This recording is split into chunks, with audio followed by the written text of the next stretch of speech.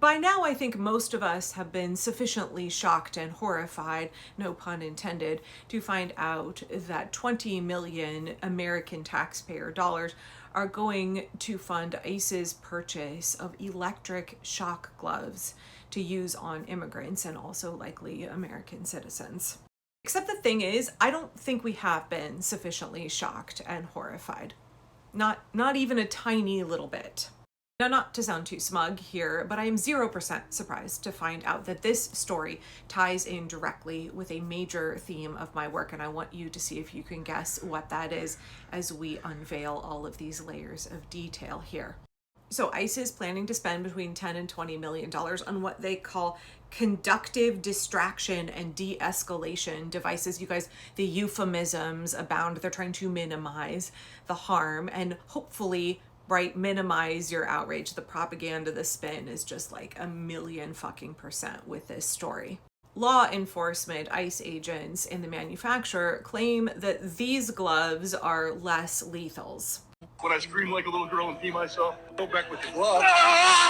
But I scream like a little girl and pee myself, says a member of law enforcement. But what we're hearing from law enforcement, from ICE, and from the manufacturers of these gloves, which, by the way, the United Nations calls a torture device, is that these are meant to bring people into compliance. Bring them into compliance. These aren't people who've been charged with any crimes that ICE plans on shocking. And if we're talking about bringing into compliance, it's ICE who has been out of compliance with the law. It's ICE who is unhinged. It's ICE who murdered Alex Preddy and Renee Good in the street. Who's been charged in those murders? By the way, how many immigrants have been shot by ICE? ICE cannot handle lethal weapons. They cannot abide by the law and respect people's rights in any regard. And we think that they're going to use these shock gloves, these electric shock gloves, in compliance with the manufacturer's instructions. But getting back to that comment about these shock gloves making a grown man cry like a little girl and piss himself, funny that you should mention children, because guess what? In Nebraska schools, they've been using these shock gloves on kids for a couple of years now. Yeah, that's right, children. In Omaha schools, law enforcement, safety officers in the public schools are allowed to use shock gloves on children as young as 11 years old, middle schoolers. These gloves were purchased by the department, and these devices used in schools was approved by the department after a long review process. They were implemented in schools last school year. It was launched in schools because this level of low-level force is less impactful compared to tools like tasers or pepper spray. It is worn by school resource officers on their person and is only currently being used in middle and high schools. It's up to the officer to determine what force is necessary based on facts in the situation, which can include the gloves. The gloves have no electrical barbs but have pads on the palm of the glove. The officer's grip control the level of shock, which OPD says is less than a taser. OPD says it does not make much of a grip to retain control after de-escalation attempts, as you can see in this demonstration, and does not leave any marks. Parkrose have already deployed these gloves twice in schools. 2 instances where they have been used. On Both children. instances have been to control, exactly as I've explained. Within a second or two, officers have achieved compliance and been able to secure the person they're dealing with 0 injury. Children. They're talking about shocking children in Omaha schools. They're talking about bringing children into compliance and subduing them with shock gloves. Now, did you notice there in that clip that the officer decides what level of force is necessary and that you get a stronger shock the harder you are squeezed by the cop? How much control have we seen police officers have over their emotions, over their bodies, over their reactions in high stress situations? Also, did you notice that they emphasized how these electric shock gloves used on children do not leave a mark? And now we're getting back to major themes, because this, when I heard this, like, oh, it doesn't leave a mark, I was like, this sounds so much like Christian parenting in the United States that justifies using implements to hit children, hands to hit children. In the United States, it's not child abuse if it doesn't leave a mark. What's important, that there's no evidence, there's no visible evidence of injury that a physician could catalog and a jury could listen to. In the United States, children have fewer human rights than adults do. And the minute kids step inside a school, the courts have ruled that they have even fewer rights. And children are regularly dehumanized and brutalized in American society. And it is no wonder when you treat your children as possessions, as property, as objects, as less than human, and you demand obedience to authority from children, unquestioning obedience to authority, or else kids will be physically and psychologically harmed and traumatized. It's no wonder you end up with an authoritarian society.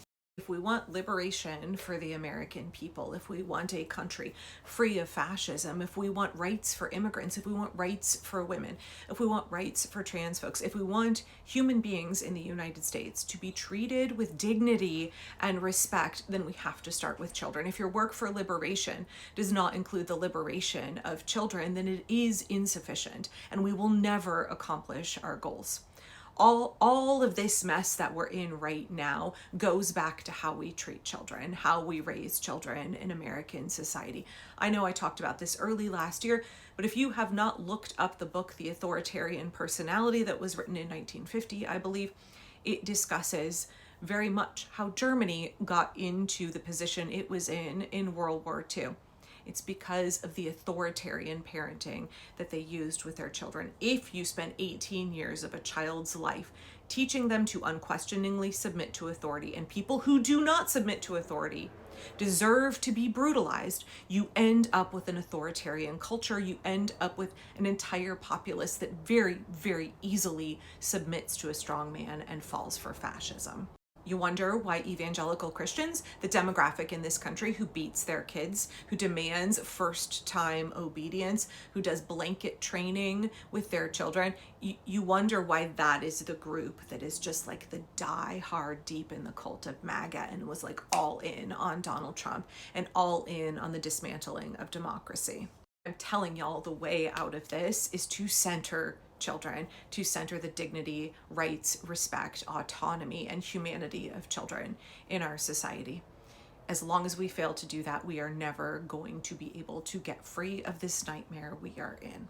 Let's go back to that comment that using these gloves on children doesn't leave a mark. Therefore, it's okay. It doesn't leave a physical mark that you can see, but what about the psychological marks, scars, wounds, trauma it inflicts on kids? There's more than that going on here, though.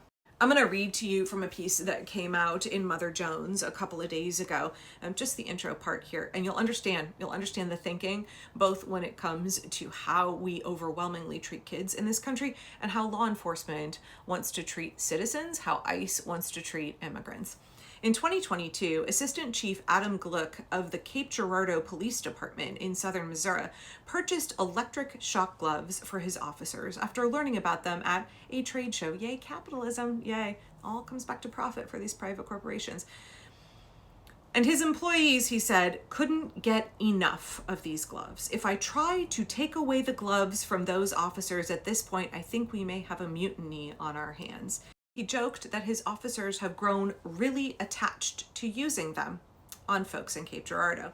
The shock gloves, he went on to explain, allow the wearer to inflict pain without leaving the sort of marks that could look bad to witnesses or leave an officer vulnerable to lawsuits. In today's society, everybody's filming everything. Everybody has a cell phone, Gluck said. If an officer punches someone on camera, that can go viral in an instant. Even a standard taser leaves puncture wounds. But the glove is low optic. It looks better on camera, and it looks better to the witnesses. With a glove, there are no burn marks or scars. Amnesty International says that these gloves are readily misused for torture. I would argue there's no way to use them, especially on children. That is not torture. What ICE is hoping to do is what the cops are doing already. They're hoping to avoid justice. They're hoping to brutalize you and have no evidence for a court case. Just like parents in the US can beat their children as long as they don't leave a mark, because all of this is connected.